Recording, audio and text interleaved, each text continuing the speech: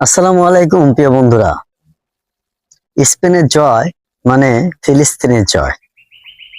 দেখেন, ফিলিস্তিনের মানুষ আজকে এই স্পেনের জয় দেখে উদযাপন করছে। এর কারণ হলো, এই আর্জেন্টিনা বলছিল ওরা জিতলে সম্পূর্ণ টাকা এই ইসরায়েলিদের দিয়ে দেবে, এই টপির টাকা। আসলে আল্লাহ যা করে ভালোর জন্য করে। এই শয়তান গজি তালে মুসলমানের উপর এই টাকা দিয়ে অত্যাচার করত।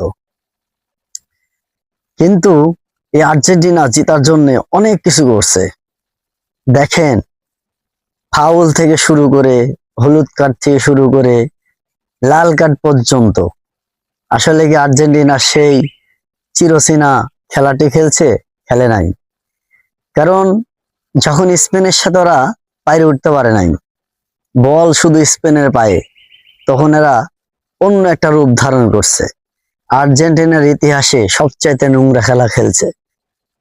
যাকে খুশি তাকে মারছে, যাকে খুশি তাকে অত্যাচার করছে এই খেলাটার মধ্যে। এর জন্য শাস্তিও পেয়েছে, কোচ পর্যন্ত হলুদ কার্ড পাইছে। লজ্জার বিষয়। ওই যে কথা আছে, চোরের 10 দিন গৃহস্থের একদিন।